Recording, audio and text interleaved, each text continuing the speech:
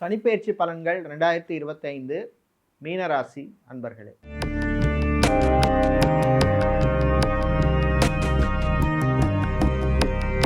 மீனராசி அன்பர்களே, கடந்த ஒரு 2.5-3 வருஷமாக நிறைய பிரச்சனைகளை சந்திச்சுட்ருக்கீங்க.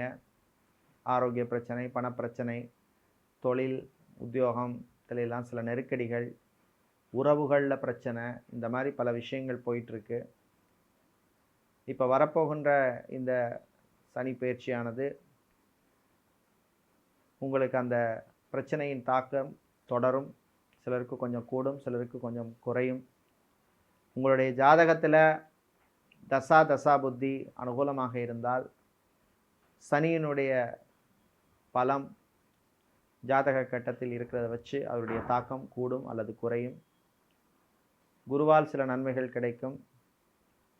இருந்தாலும் இந்த அடுத்த வரப்போகின்ற 2.5-3 வருஷ காலப்பகுதியை நீங்கள் அமைதியாக பொறுமையாக கடக்க வேண்டிய ஒரு சூழ்நிலையில் இருக்கீங்க.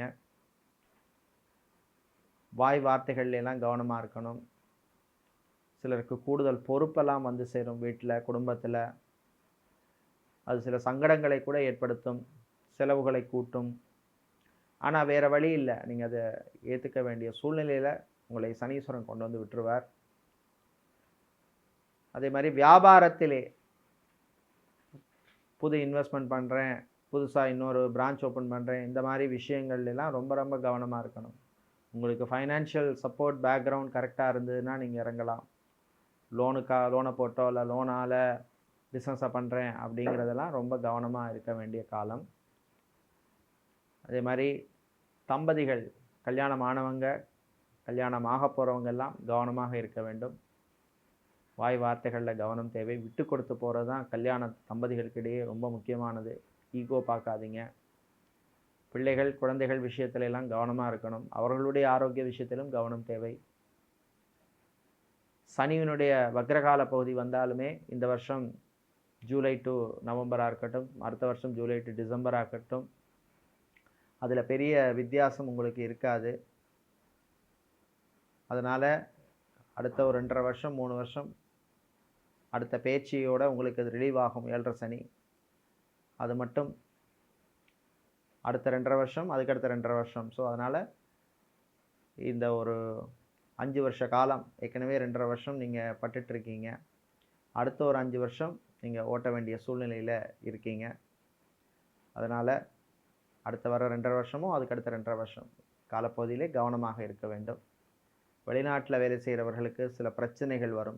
உத்தியோகத்தில், வியாபாரத்தில், இல்லை பிஸ்னஸ் பண்ணுறவங்களுக்கெல்லாம் இந்த காலப்பகுதியிலே பொதுவாகவே பேங்க், ஃபைனான்ஸ் செக்டாரில் இருப்பவர்களுக்கும், அதே மாதிரி கம்யூனிகேஷன் சம்மந்தப்பட்ட துறை, telecom, call centre, BPO, ID துறை, இந்த மாதிரி துறையில் இருக்கிறவர்களுக்கு ஓரளவுக்கு கொஞ்சம் நல்ல செய்திகள்லாம் வரும். ஆனாலும் தாமதங்களை மீறித்தான் உங்களுக்கு அந்த நல்ல செய்திகளெல்லாம் சேரும்.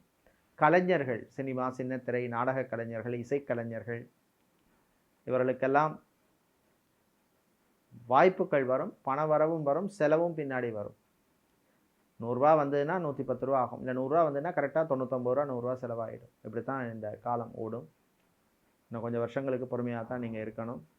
அதே மாதிரி ஆடம்பர செலவுகளெல்லாம் குறையுங்க. 4 பேருக்காக செலவு பண்ணுறதை குறையுங்க.